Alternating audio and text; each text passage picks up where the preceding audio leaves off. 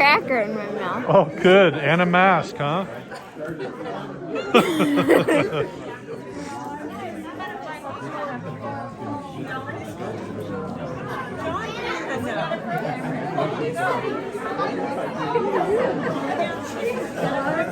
Ready to go.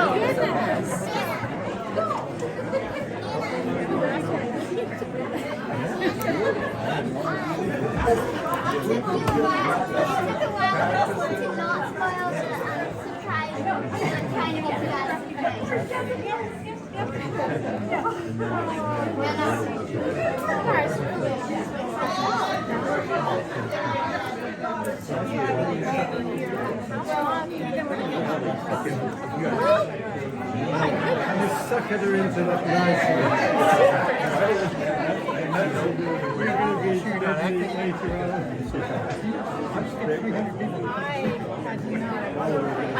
It was a little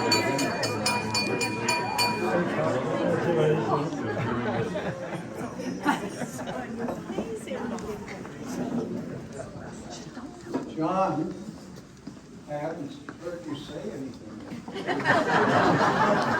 First time.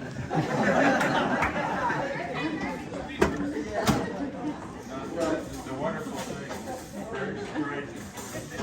Pat and John, we're glad you finally got here. We've been waiting for you. We've been practicing that song.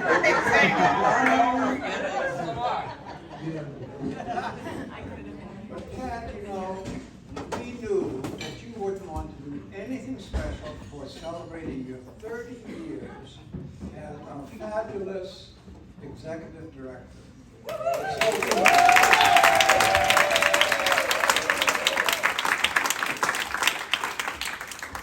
So I talked Jan and Dan into conspiring to plan something. You know, the vice president, the treasurer. And so this is what we organized. And 8 of the 9 presidents that you have worked with are here. And a lot of us know a little bit of the story. Tonight we're going to find out the whole story. From the beginning, even pre-FoCM, because Molly is here. And she's going to tell us about you as a kid. And Olivia and Scarlett are finally going to find out some things. And after Molly talks, Harold is going to talk. Harold Gray, who was Pat's piano teacher. And he's the one that actually taught Pat into managing the PSU piano series that you were starting. And then when Gina Lowry retired, Pat took that over. As you know, she can handle 3 jobs at the same time. So Harold is going to talk about that. And then, Harold, by the way, was on the board of Friends of Chamber Music before Pat. And so Harold will be followed by Alan Dawkins, our first president. He will talk about how we got organized as we're still functioning today. And Alan will be followed by David Bledsoe, and David Bledsoe will be followed by Carol, and they know in this order. And so we're going to start with Molly, and all the other presidents just come on up as she finishes, right?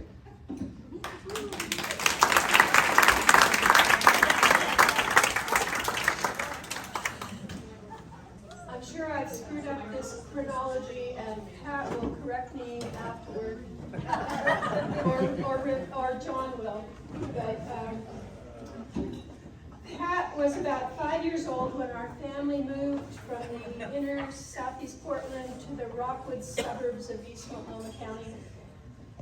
And during her elementary school years at Rockwood Grade School, which was a small country school back then, Pat began taking piano lessons. And she taught herself to sew from simplicity patterns. That will become important later. And she actually became a cheerleader. Girls, keep that in mind. At Gresham High School, for reasons even she may not fully understand, understand, she followed a secretarial path and opted not to go to college after graduation.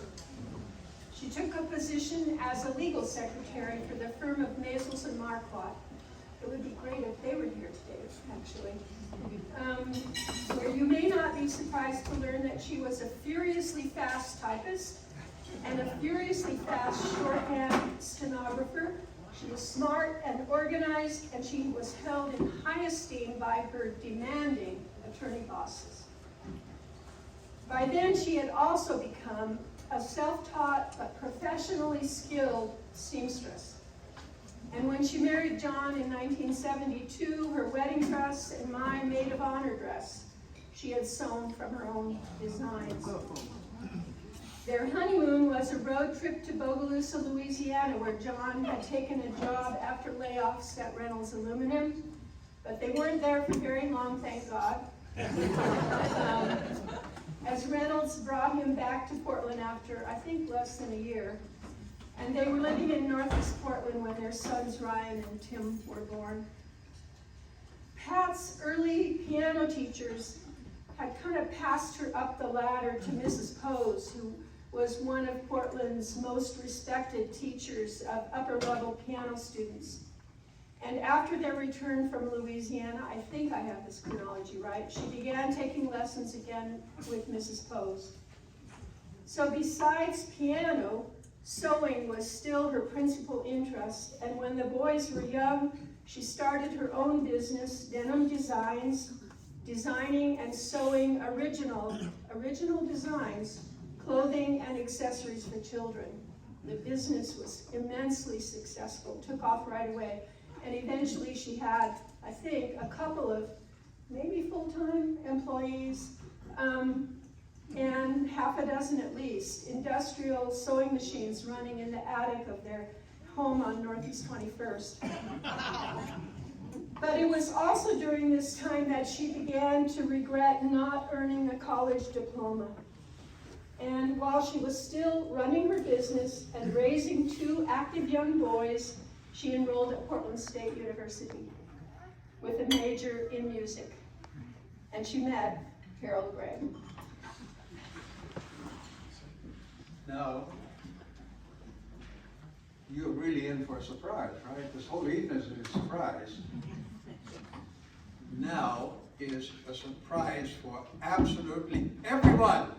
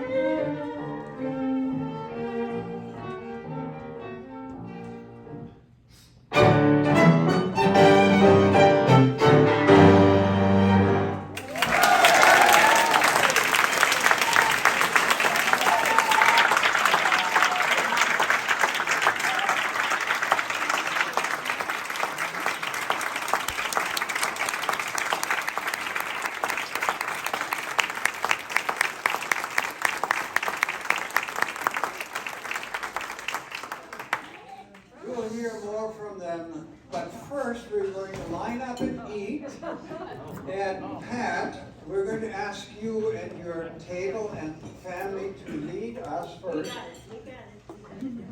Oh, different group. Okay. Don't tell them wrong. All right. Laura, raise your hand. Laura is going to invite your table up, but it's your time to go to the buffet. So until you see Laura come to your table, stay in your chairs, and she will take care of you, okay? So you need to know, there's a couple other things you need to know. We are having lasagna for dinner. There is a vegetarian lasagna, a marinara, and a meat lasagna, bolognese. If you are a vegan, or you happen to have gluten-free entree, we have a special little entree for you at the very end of that bar that goes into the kitchen. We had to segregate it so that all the rest of us wouldn't look at it and say, oh, that looks good, I'll have some of that too. So that is for vegans and gluten-free. Okay, so Laura, you're on. You, of course.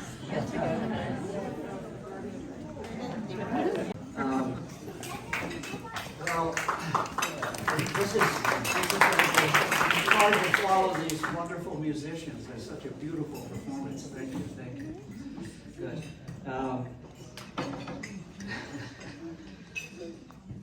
Yeah. So Pat has always been a cheerleader. She's the one. Yeah. And I have such a long relationship with Pat, as you know. We worked together as student and teacher for many years, and I was fortunately the beneficiary of clothes that Pat made while she was at Denham Designs. So I still have one of those remaining that have survived this little outfit there. It's quite something. Anyway, thank you for being here. And I think you know the story mostly, but just to remind you that I think so many people know Nina Lowry from many years ago. And when Nina retired and went to Paris to be with his her son,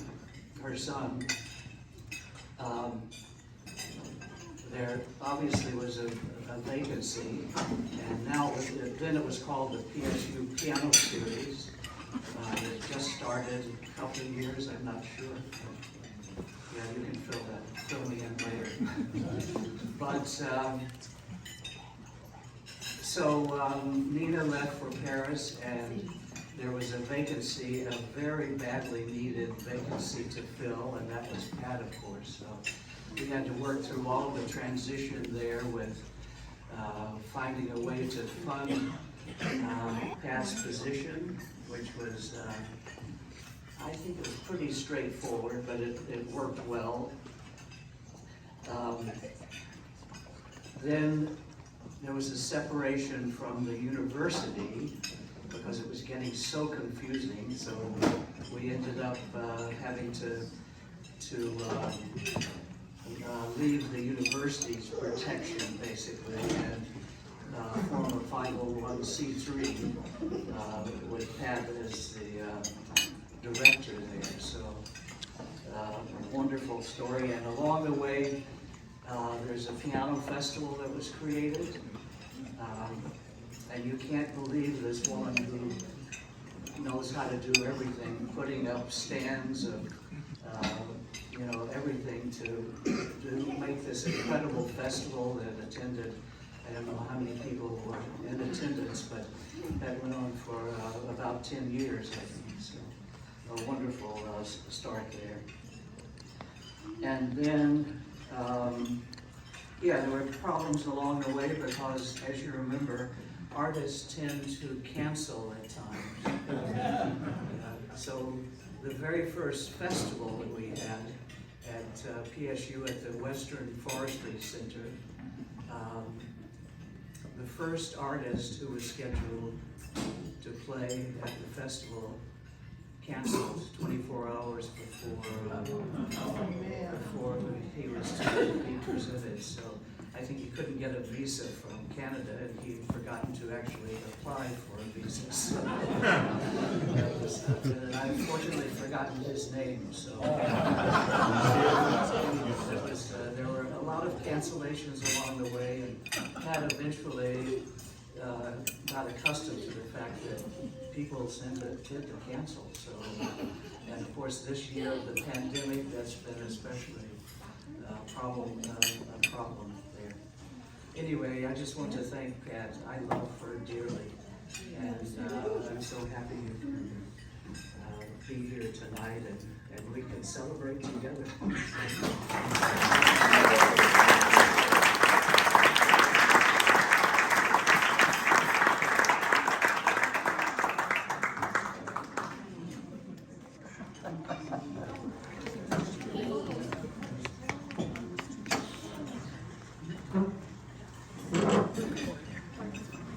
Oh, Pat, I was gonna say, before you sit down, could you join me at the meeting? So much walking. As Pat is coming up, I think, I know, I want to recognize Rick Hart, Jan, and Dan for making all this work.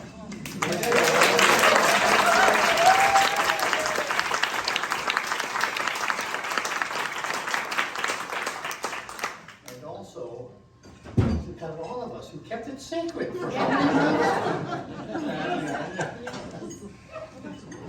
And Molly, thank you for your help as well.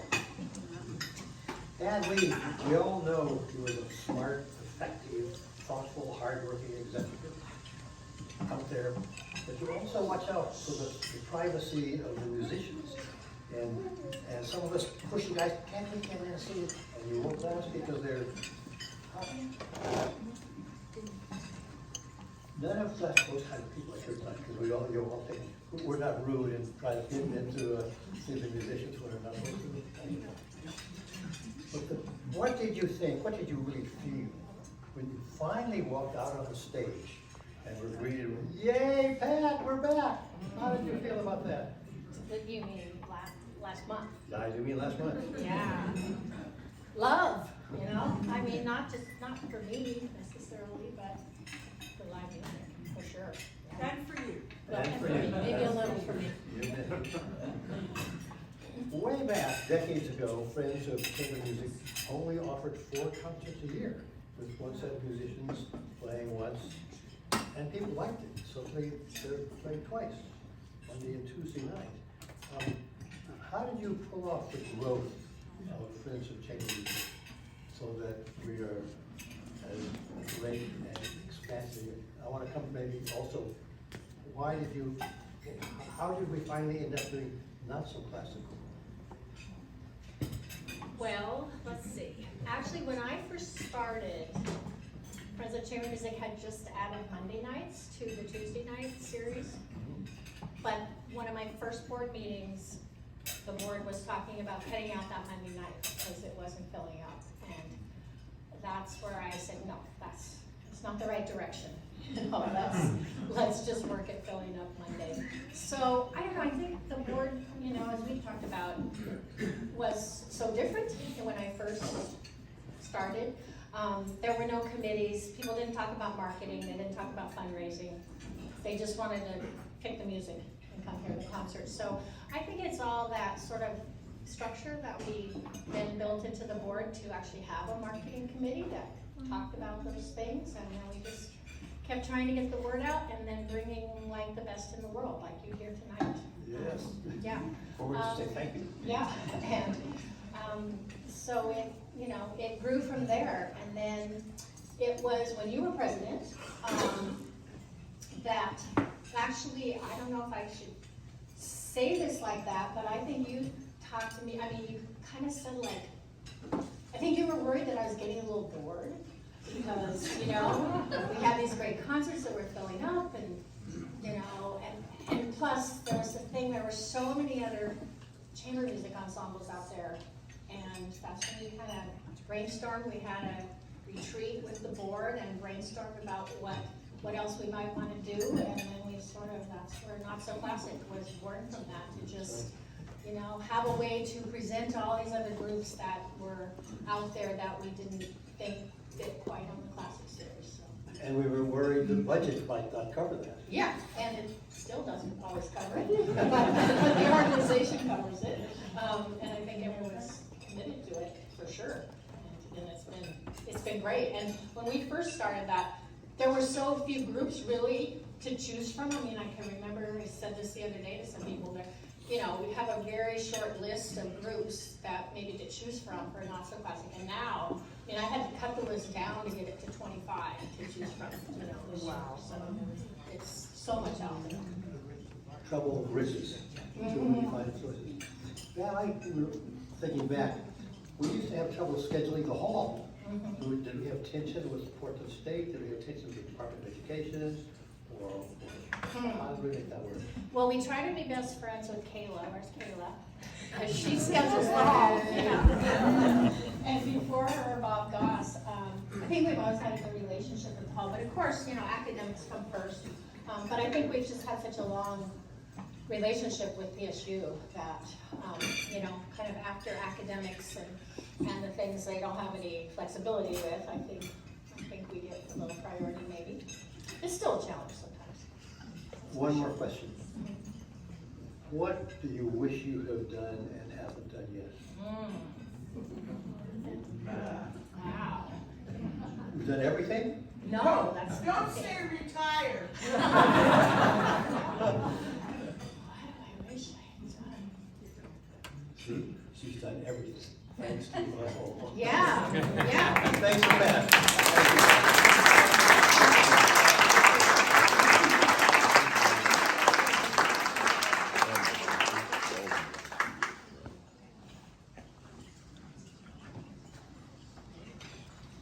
Hello. While I was chair, I worked very closely with Pat on a number of different matters. And Pat always stood out in a lot of different ways. She has a lot of qualities. A lot of people have one of these qualities. Not a whole lot of people have all of them. She's very good working with people. She's always a pleasure to work with.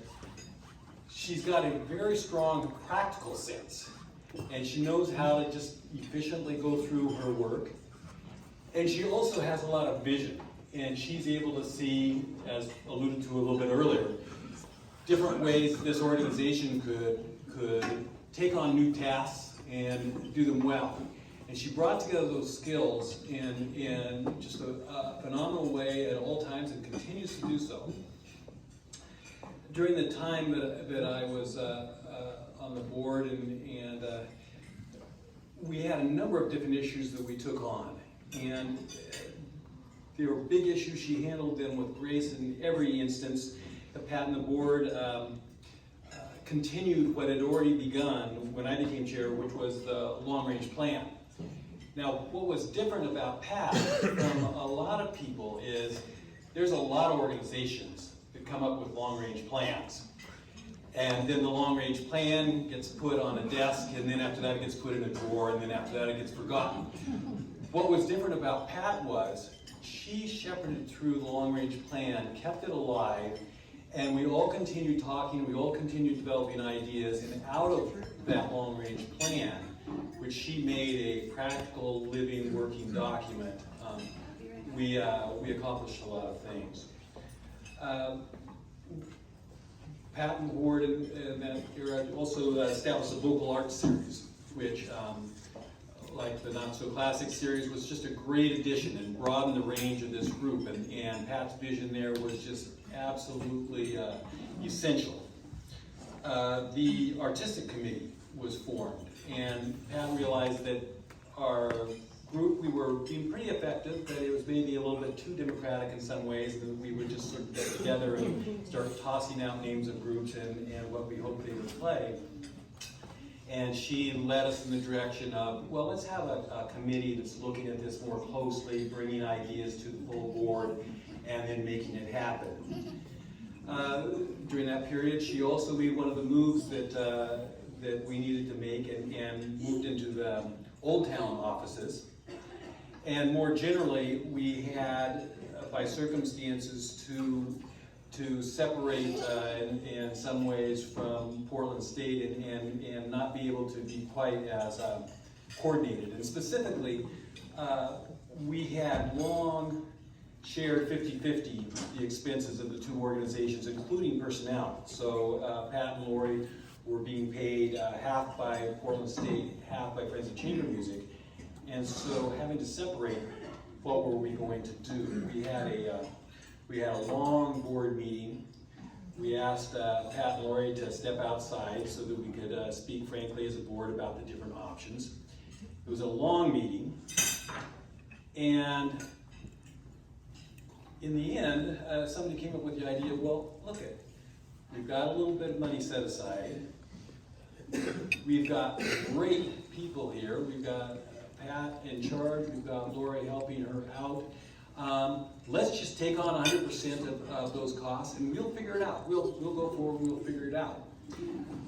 The interesting thing that happened, and I'll never forget this, is I went out to get Pat and Lori out in the corridor, invited them in, and then announced to them our decision. And Pat, the selfless person she is, and the devoted person she is, instead of going, she berated us and said, look it, you're being fiscally irresponsible. You gotta get down to business here. We'll step out, work it out.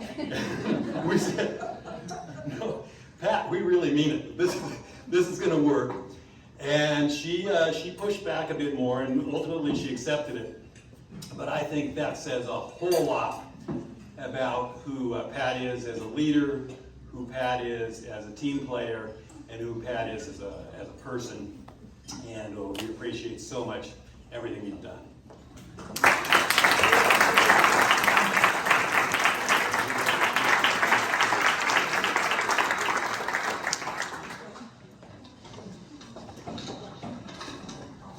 I'm Carol Kent. I follow David as chair of the board, and I've chosen tonight to use the acronym MILE, M-I-L-E, as the basis for my recognition of Pat's 30 years as the executive director of our organization.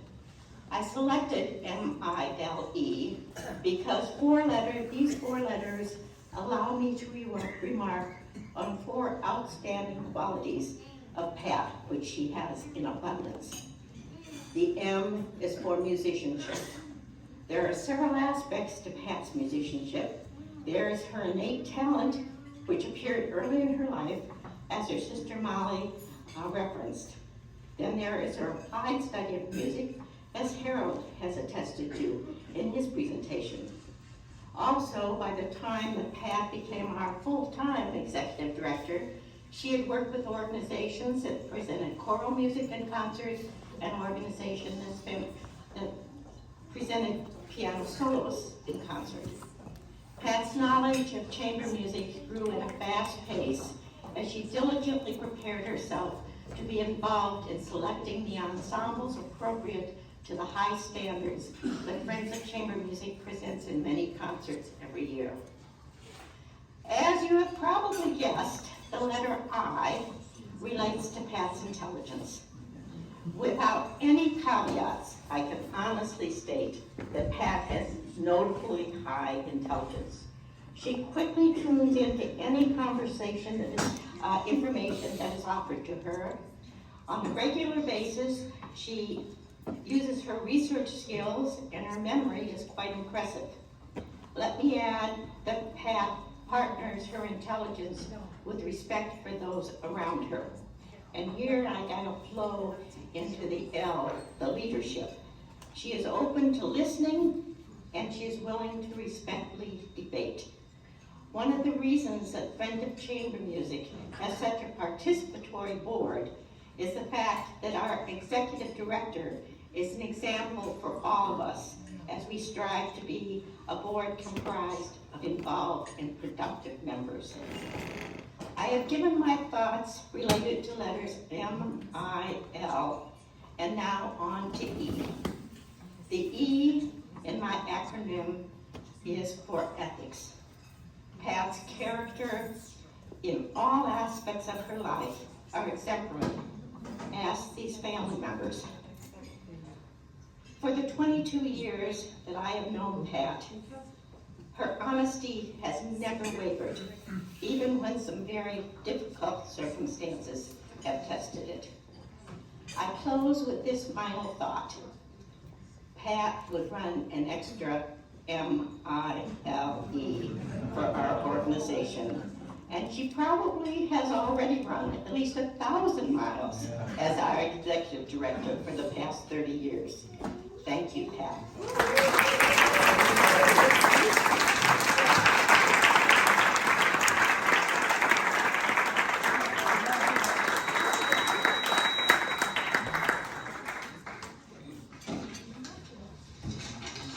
Good evening. I'm Frank McNamara, one of the has-been presidents.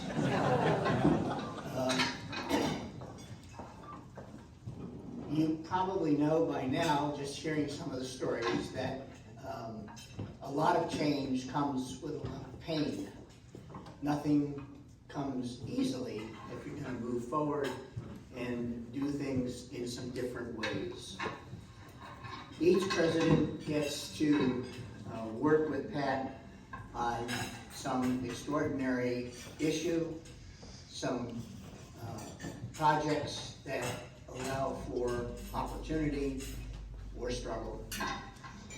During my term, we realized that Pat's time was being spread very thin because she was filling the role for executive director both for FoCM and for Piano Internet, what became Piano Internet program. She had a love for both.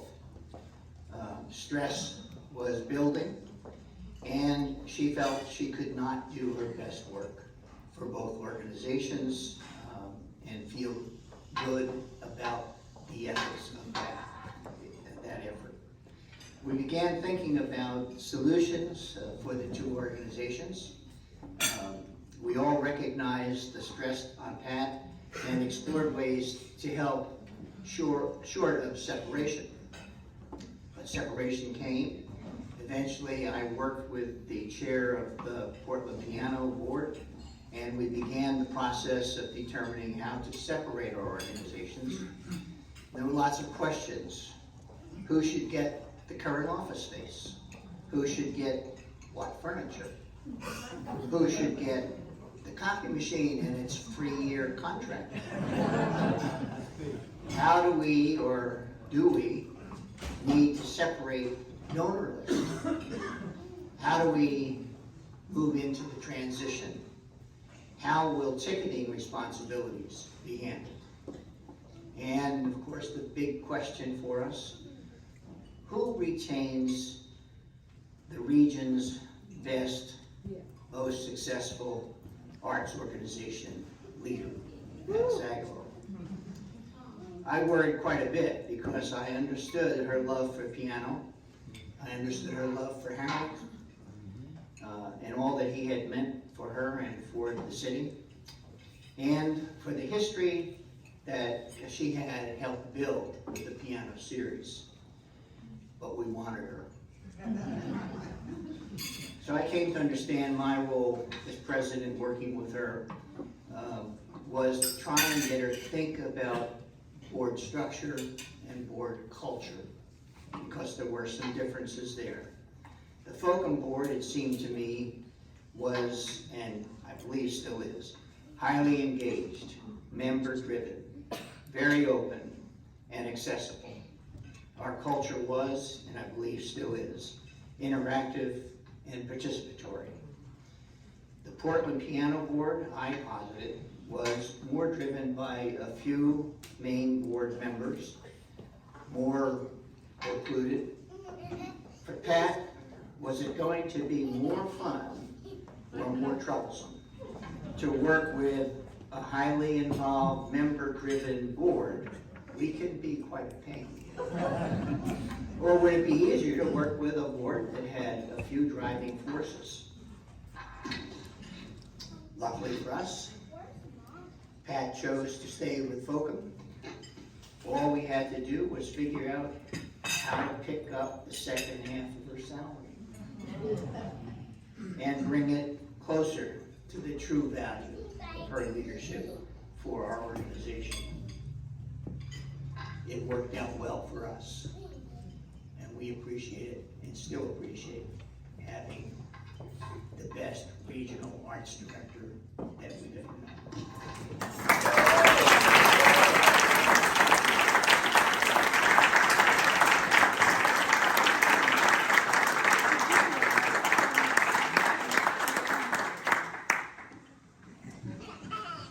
Right, you took half my remarks. Well said, thank you. Pat, congratulations and thanks. And when Rick and I were talking about former board president coming up and talking about what transpired of note when I was in those positions, the first thing that both of us thought of was festivals. So Friends of Chamber Music had done the full Beethoven cycle in 1953. But 60 years later, we produced the Shostakovich cycle, which was both an artistic and an audience success. We were selling out the last concerts. We had been so afraid. People are buying, our classical series. Will they have any money left over or any bandwidth left over for 5 concerts in a week? And they did. And we introduced the Jerusalem Quartet to Portland, and it was wonderful. A couple years later, we followed with the Bartok Beethoven series with Jerusalem, and a couple years later, we did the full Beethoven cycle again with the Pacifica.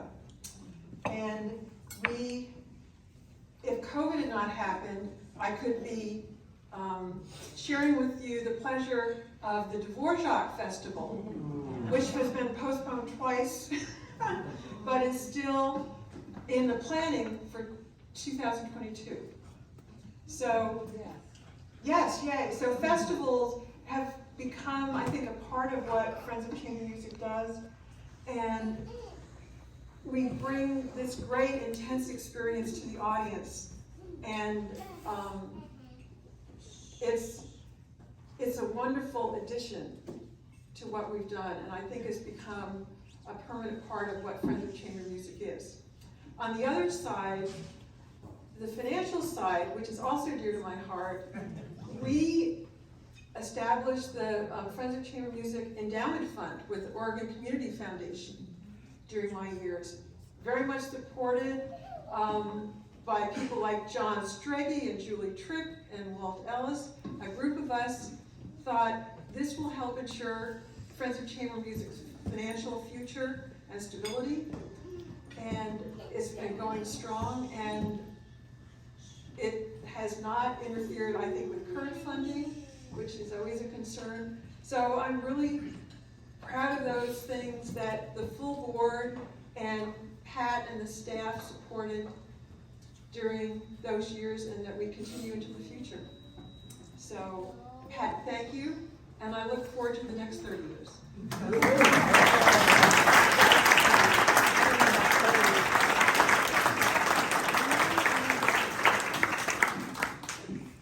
This is my tribute to Pat. In 2010, I met with Pat for a conversation about joining the board of Friends of Chamber Music. I had just retired after almost 40 years from the cloistered halls of Trinity Episcopal Cathedral. I had not met Pat before, and quite frankly, I knew little about FoCM. After meeting with Pat and being drawn into her excitement, dedication, and love for FoCM, I decided, why not? That, by far, was one of my best decisions ever. It didn't take me long to realize that this was an amazing group of people with incredible leadership and dedication, all combined in the service of providing great, incomparable music for Portland. Through the years, I witnessed a board willing to take chances, continue to be creative, and one that was built on solid financial resources. All of this is a testament to the incredible leadership and commitment of Pat. During this COVID time, Pat has certainly stepped up to the plate in so many ways, keeping FoCM fresh and relevant. New ideas and programs continue to challenge us. A few years ago, we started the Stradivarius Society, a means in which to honor our major donors and thank them for their continued financial support. One of the many gifts as board president was getting to work closely with Pat. Through all of this, we developed a lasting friendship. As we all know, Pat is caring, considerate, thoughtful, and just plain fun to be around. We're also happy to have this occasion to publicly say thank you, Pat, for just being you.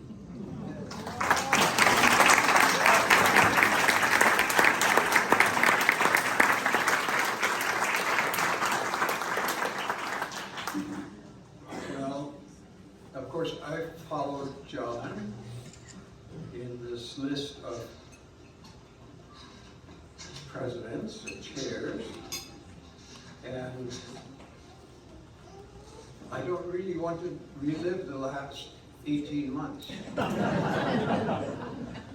But as you have heard all evening long, Pat rises to the occasion. And she certainly did, didn't she, with the virtual concerts that she had to arrange last minute. And how many of you wrote and thanked us, and especially Pat, for the wonderful post-concert interviews that she had.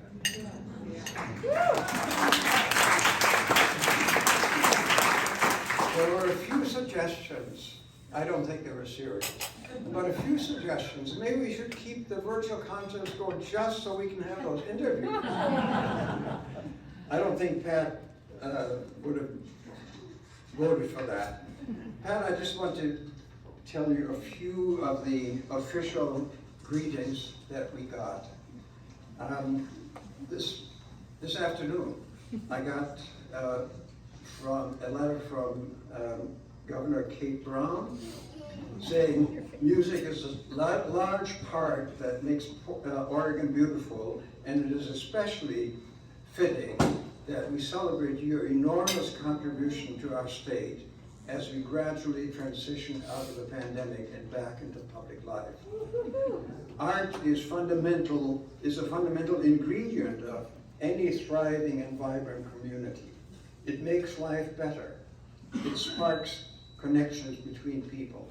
I am so grateful for your contribution to our schools, enriching the experiences of our students with visiting ensembles, especially during challenging times that have resulted in cuts to arts budgets across so many of the school districts. As a mayor of Portland, it gives me great pleasure to join the chorus of admirers in this city and state, indeed across this country, singing your praises for 30 extraordinarily successful years as Executive Director of Friends of Chamber Music. In this world of rapid changes, Friends of Chamber Music is benefiting immensely from your experience and your many years of service. During your tenure, you have presented world-renowned artists and ensembles to thousands of our citizens.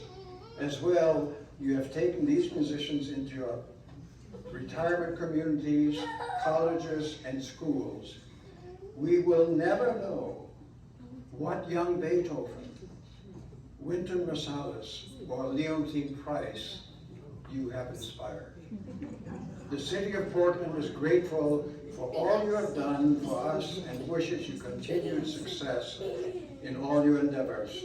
Ted Wheeler. By the way, we wanted to start this meeting, and I failed to do that. to announce this is not a retirement party.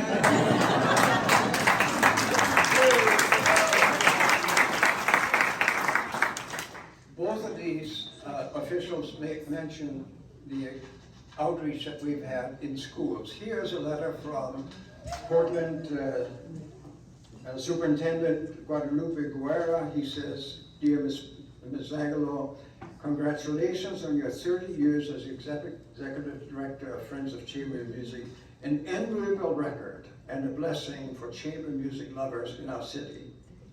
I want to thank you for the many years Friends of Chamber Music has shared their world-class musicians in various Portland middle and high schools. Our students have been fortunate to hear and observe hundreds of these outstanding musicians from across the world perform high-quality, beautiful music and discuss its history and merit." Then he goes on to say, "In particular, you have forged a relationship with the students of two of our schools in North Portland, the children in the Strings program at Rosa Parks Elementary School and the students in the Bravo Middle School music program at Cesar Chavez. In serving these schools, you have focused your energies and creating opportunities, enriching opportunities for students to explore, understand, and appreciate music.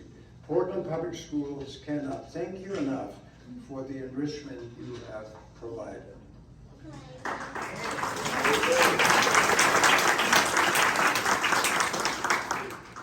This is a person that sent his regrets, couldn't be here. Dean Leroy Bynum from the College of the Arts at Portland State. "Dear Pat, how exciting and special it is for me to send congratulations to you for having now served 30 years as Executive Director. Through your extremely committed and visionary leadership, Friends of Chamber Music has over the years brought to Portland the world's most renowned solo and chamber artists. And how fortunate we are to have all the master classes you have provided for our students. This is a wonderful, I hate to read excerpts only. This is from the president of Portland State University, Stephen Percy. For the last 55 plus years, Friends of Chamber Music has added immeasurably to making Portland State University a vibrant and exciting place to study and appreciate music. Having Friends of Chamber Music as one of our anchor tenants at Lincoln Performance Hall has brought a high reputation to Portland and supports our vision at the university of being a vibrant center for learning, scholarship, research, creativity, and community engagement.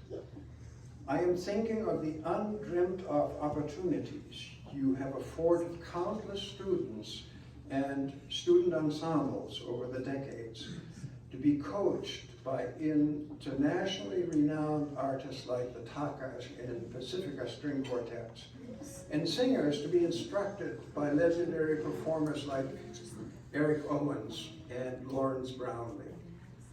With your master classes, you have given amazing experience to our students, which they will not be able to appreciate until later. Portland State is proud of the partnership it has enjoyed with Friends of Chamber Music, and we look forward to more years of collaboration under your leadership. Collaboratively yours.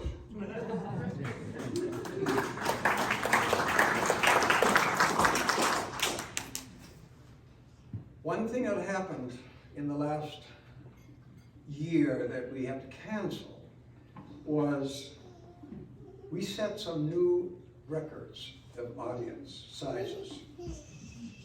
1,420 people were mesmerized by Tambuco.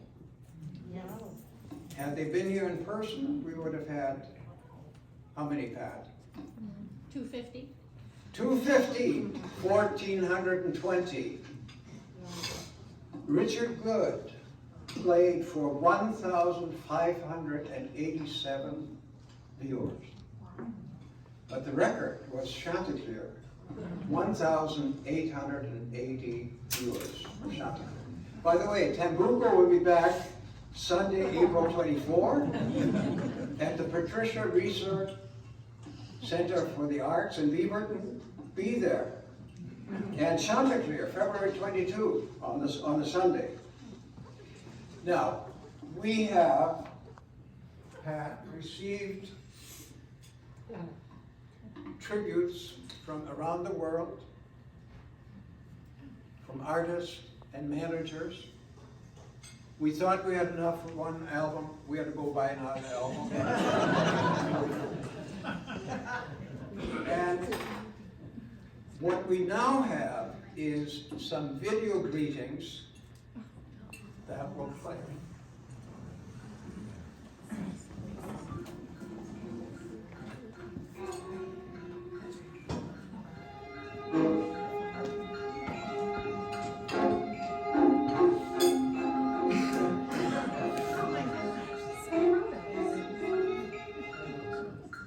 Congratulations, Kathy. Fabulous years at 40. Congratulations. Great. Friends of chamber music, you are the biggest friend of chamber music. Thank you. Congratulations. Congratulations. That was the Kronos Quartet. They'll be here in February.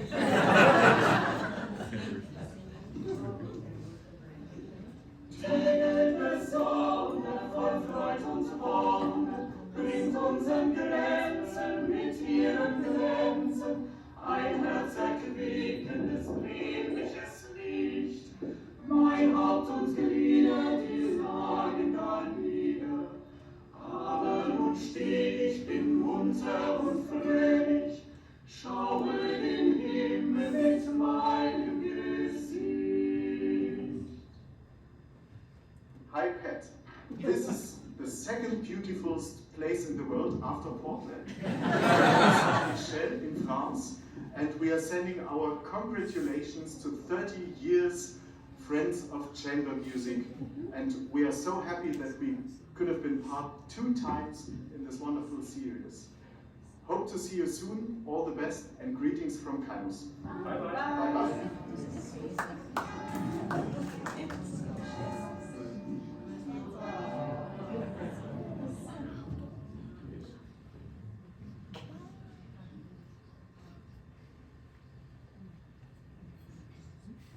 Correct? Okay.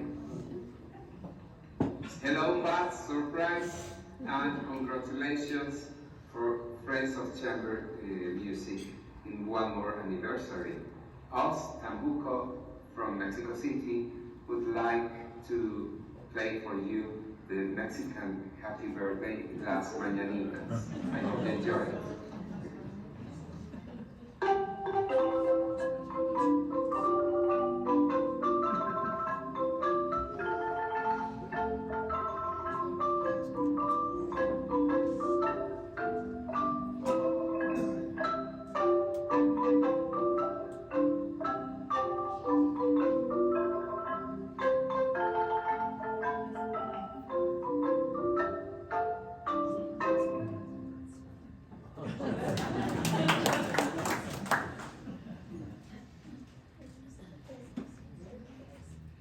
Pat, you are amazing. There are some very large cities where you can barely sell a ticket to a piano recital or a chamber music concert, and then there's Portland, which has become one of the biggest piano and chamber music towns in the country. This is due to the incredible dedication of just a very small number of people, and you are foremost on that list. I'm so grateful to you personally for inviting me to Portland to perform so often, most recently as a member of the Montrose Trio. Friends of Chamber Music is such a gift to music lovers in Portland.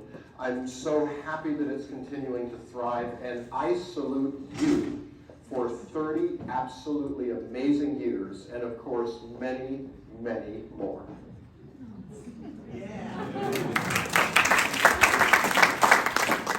This next video is accompanied by the Hermitage.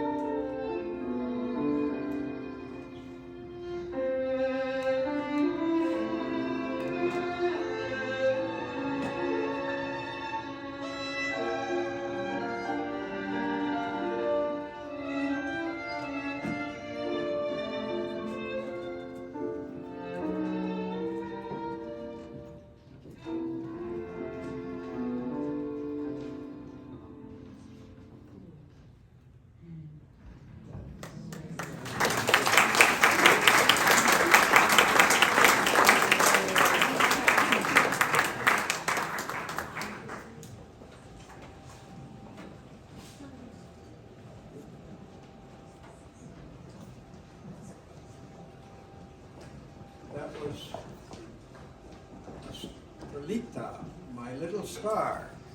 Cassie, where's Cassie? Cassie? You want to tell the story about Cassie? Well, Briefly. which story? How you got her roped into doing all this wonderful work. Where are you? With Tim. Well, so many years ago, we were at PSU, and actually I don't even remember how I saw, but Tim, her business partner, right, you just won some award as a student designer for something, and we're looking for cheap labor, basically.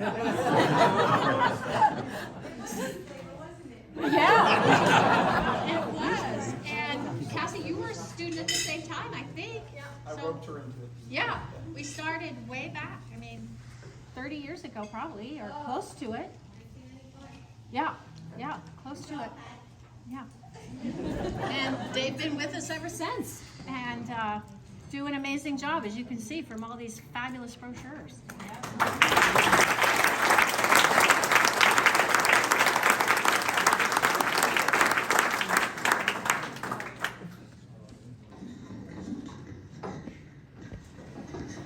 I'm going to be sharing this mic. Oh, I sound like a stewardess. I'm not used to this one. Pat, we salute you. We're so happy that this incredible scheduling allowed us to be part of this. And even though we flew in from very cold Iowa City earlier today, and we're going off to Nescoin tomorrow, we were able to do this. And sorry to kind of not acknowledge your likes to our postings, but I had to remain very calm and pretend as if, yeah, we're in Portland, so what, you know.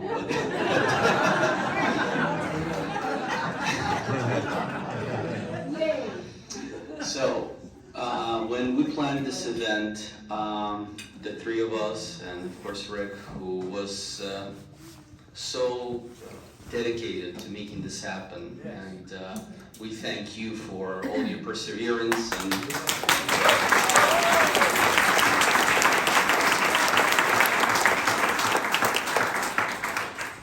he gave us an idea of what he wanted us to do, but he left it all up to us as to what we can play. So what we did was we decided to play for you as the main entree, we're going to call it, because there might be something later on with dessert, right? We decided to select 3 compositions, and these will play a section off from the first and the third, and the whole composition, the middle one. We're going to start off with the 4th movement of Brahms's Last Piano Trio, which he wrote towards the end of his life, and we feel it has very good, shall we say, mannerism in Brahms being a little bit more extroverted than typical. So we're going to play for you this movement. Again, this is the last movement of his final piano trio that he wrote.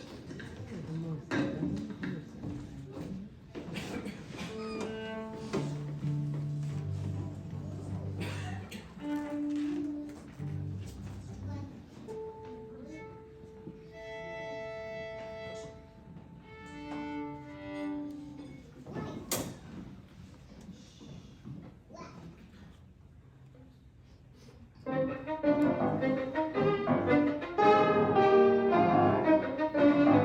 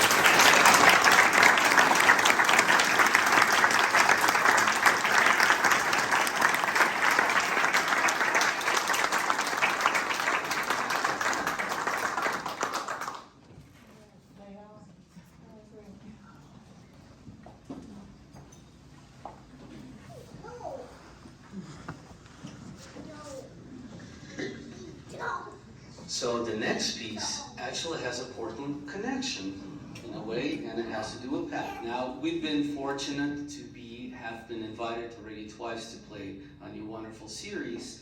And the last time we were here, we were actually in the midst of editing our upcoming album called Rachmaninoff, on which we recorded both of his piano trios, and the world premiere of the transcription of his famous vocalese. And lo and behold, literally half an hour before we were flying to Portland, the editor sent us a second revision. So here we are in Portland, and we're really tight on schedule because our next stop is San Francisco, where the editors are waiting to hear our comments. We were unprepared until an idea came to our minds. Wait a minute, isn't the FoCM office right next to a radio station? Maybe somebody could help us get into the studio there to listen to the second edit of our upcoming CD. Well, we came up with this strange request to Pat, and Pat made it happen. Here we were, after our second concert. I believe they opened the studio for us at 7 o'clock in the morning. And we got to spend 4 hours in there, marked everything up, and lo and behold, that disc went on to be Grammy nominated in 3 categories. Without further ado, we would love to play for you the vocalese by Rachmaninoff.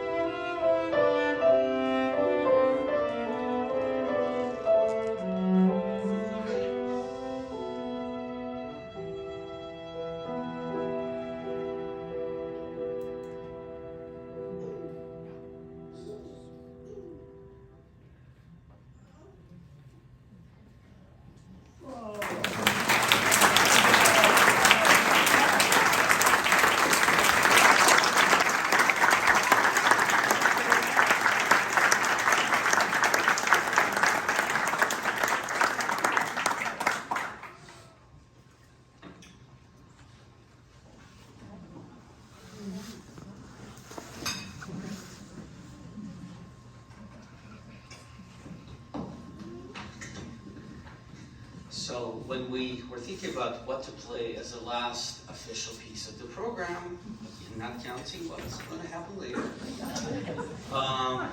we wanted to do something, Russian traditional, that, besides the vocalese, which is sweet melody. And the problem with Russian trios, almost all of them end with a funeral.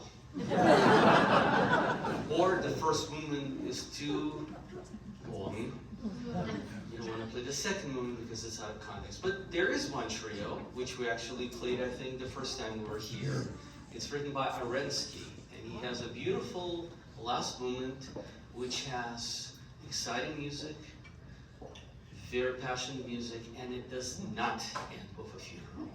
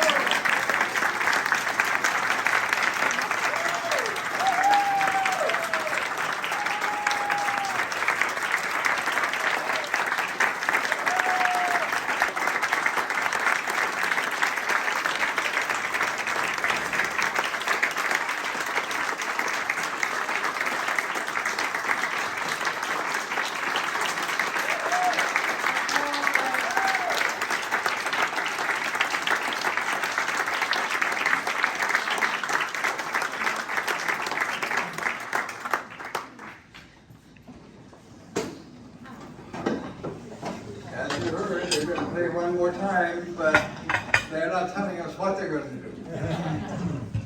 That's Ilya on piano, Misha on violin, and Sergei on cello.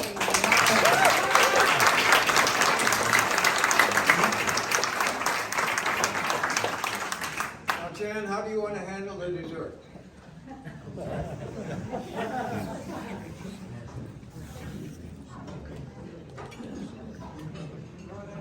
We're winging it like everything else. So, since we have covered up the bar with dessert plates, you can't put your dirty dishes there. So how about if you just stack up your dirty dishes on your table, and our trusty little cadre of volunteers will come around and pick them up while you're getting your dessert. There's chocolate cake and there's white cake. But we have a special dessert for Pat and her family. And Cheryl is going to bring that out. We're just so pleased to have you always here. Wait a minute, Cheryl's ready. I saw her go into the kitchen. No, absolutely. You're part of the family here. Thanks so much. Okay, thank you, Cheryl. This is a special cake. Okay, we look forward to seeing you in the Some of you future here. who have served on the board with Cheryl knows that her family has great ties to Springfield. So there you go, Kat. Special from Cheryl.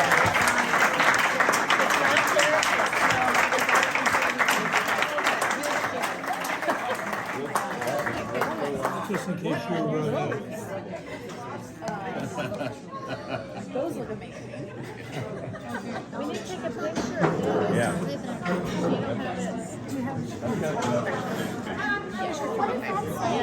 Which one of these are vanilla? Nope, your one's over there. This one? Yeah. Here, Papa, do you want to do that? Or Hannah? Look at this one. Not Ryan. Here. Papa, look here. Perfect.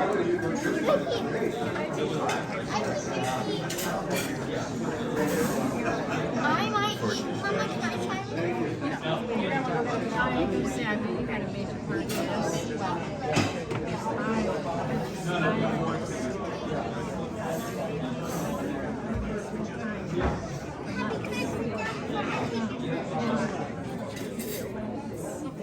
Wow, I just can't imagine.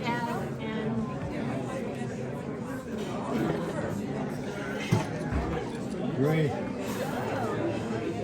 Is that big enough? For Pat.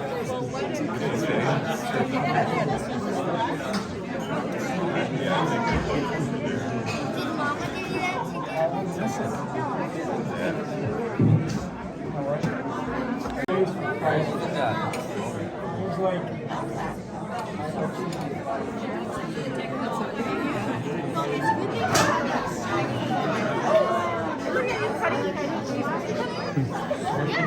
Oh, Jesus.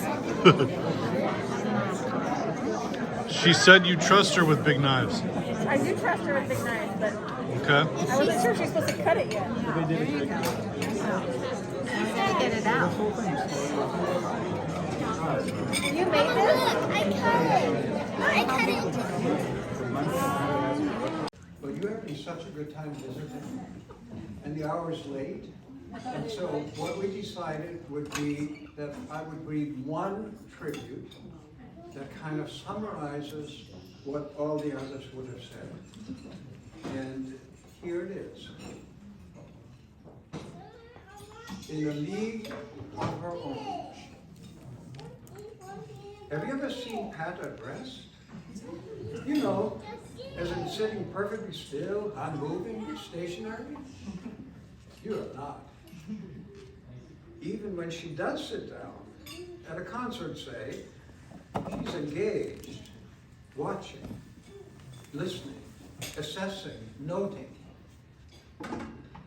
For more than 3 decades, Pat has been ceaseless, continuous, and constant in the pursuit of one goal: to bring the best chamber music to Portland.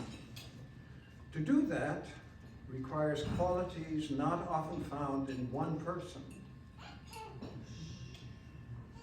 ambassadorial diplomacy,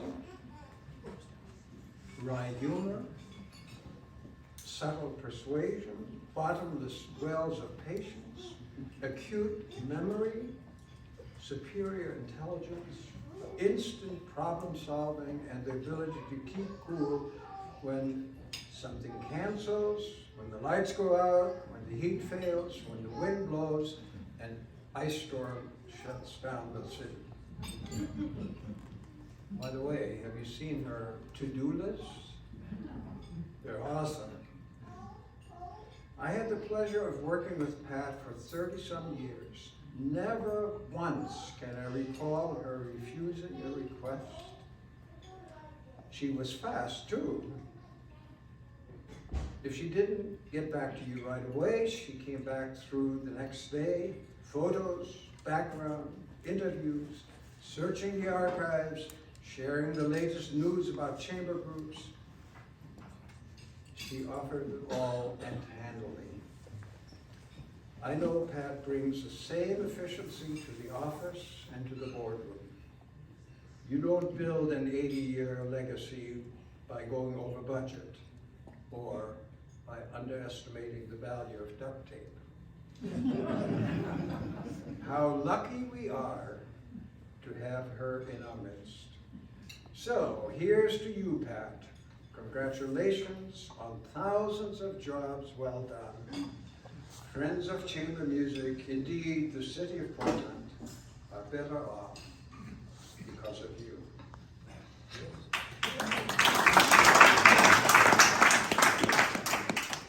David Stabler.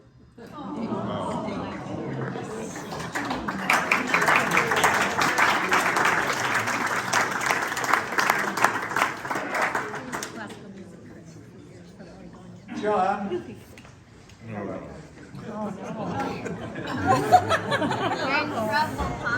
We're gonna really be in here for hours. You know, the focus tonight has been on Pat, and John wouldn't have had it any other way. But you know that in everything that Pat does, commits to, involves John. He will schlep chairs, he will set up tables, he will take home dirty wine glasses and wash them. Spare cake.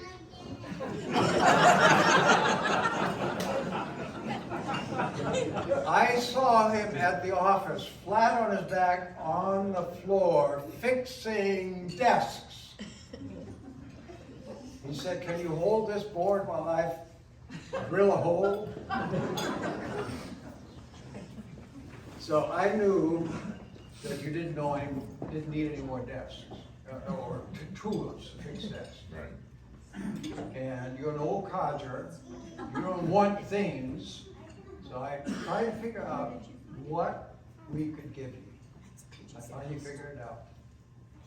At the end of this fish line is a key to a beach house. And you know the place. Yes, I do. And you have to promise that you will use it at least 3 times a year. Okay. If you promise that, you can have it and you go back to your seat.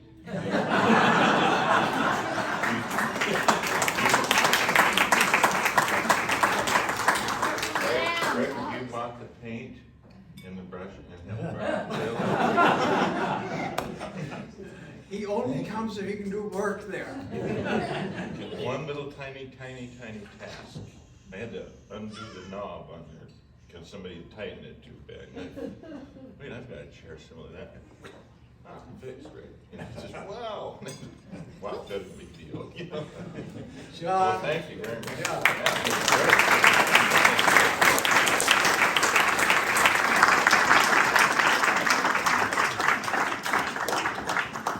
Pat. Oh, yeah, oh, yeah.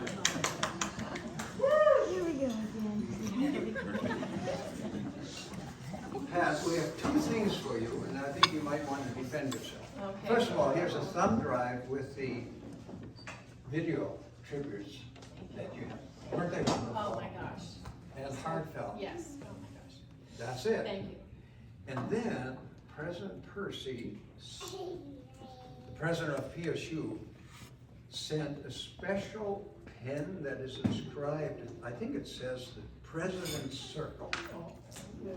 So this is for you.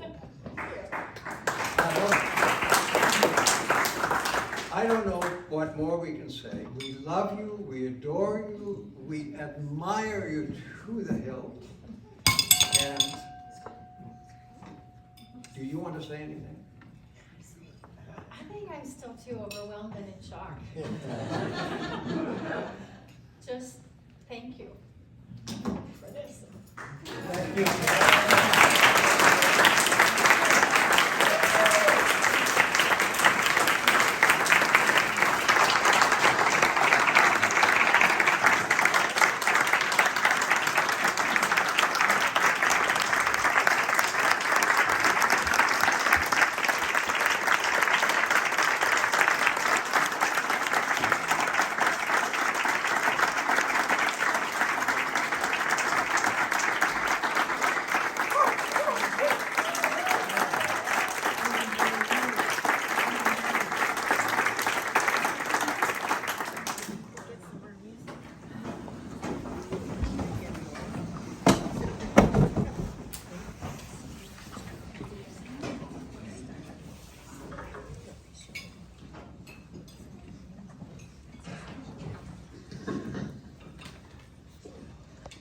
So how do you end the entertainment portion of the evening? Except we decided to do something a little bit different than what we usually do. You know, usually play something fast and, you know, but we started with that, didn't we? We kind of went backwards. So we came up with maybe a concept that you talked about earlier today, some of the people that you took classical music and you started to expand. Well, we're going to do something that is classical, but it expands a bit of classical music. We're going to perform the 3 funny pieces written by Rodion Shchedrin, who is still alive. He is a Russian composer, and many of you might actually know his wife better than him. She was the prima ballerina Maya Plisetskaya. So that's her husband, and he's a very famous composer. And the 3 pieces are, I want to give you the correct names of them so you'll understand when we're playing them what's going on. Okay, chamber musics. The cellists tell me conversations is movement 1. Let's play an opera by Rossini. Let's play an opera by Rossini. And humoresque. So hold the applause until we're done. Or not.